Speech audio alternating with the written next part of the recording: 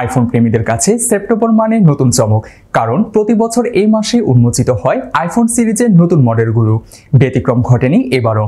গত 9 সেপ্টেম্বর বাংলাদেশ সময় রাত 11টায় যুক্তরাষ্ট্রের ক্যালিফোর্নিয়ার কুপারটিনোতে অবস্থিত অ্যাপল পার্কে আইফোন 16 সিরিজটি আনুষ্ঠানিকভাবে উন্মোচন করা হয়। ধারণা করা হচ্ছে খুব দ্রুত বাজারে পাওয়া যাবে এই সিরিজের মডেলগুলো। বরাবরের মতো আইফোন 16 সিরিজেও রয়েছে 4টি মডেল। মডেলগুলো হলো iPhone 16, iPhone 16 plus, iPhone 16 pro এবং আইফোন 16 প্রো ম্যাক্স। প্রত্যেকটি মডেলই পাওয়া যাবে কৃত্রিম বুদ্ধিমত্তা বা অ্যাপল ইন্টেলিজেন্স এবং ক্যাপচার বাটন। ক্যাপচার বাটনে ক্লিক করার মাধ্যমে লক খোলা ছাড়াই ব্যবহারকারী ছবি তুলতে পারবেন ফোনে। এছাড়া প্রত্যেকটি মডেলই রয়েছে পূর্বের তুলনায় উন্নত মানের প্রসেসর। পাশাপাশি আইফোন 16 এবং আইফোন 16 প্লাসে পাওয়া যাবে A18 চিপ। অন্যদিকে আইফোন 16 প্রো এবং আইফোন 16 প্রো ম্যাক্সে থাকবে A18 প্রো চিপ। ব্যাটারি সাপোর্টেও পরিবর্তন এসেছে সদ্য উন্মোচন হওয়া আইফোনের নতুন সিরিজে।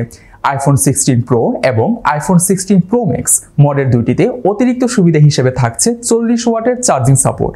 অন্যদিকে আইফোন 16 মডেলের চার্জিং সাপোর্ট হবে 25 ওয়াট, যা আইফোন 16 প্লাস মডেলে থাকবে 27 ওয়াট।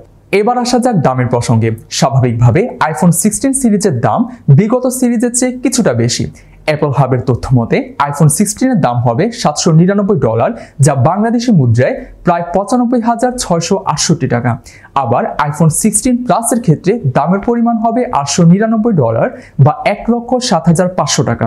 অন্যদিকে আইফোন 16 প্রো মডেলের দাম নির্ধারিত হয়েছে $1,099 বা 1,31,451 টাকা।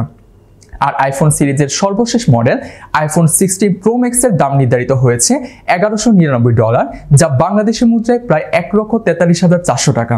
সদ্য উন্মোচন হওয়া আইফোনের নতুন সিরিজের মডেলগুলো গ্রাহকের কাছে কতটুকু গ্রহণযোগ্যতা পায় সেটি এখন দেখার বিষয়।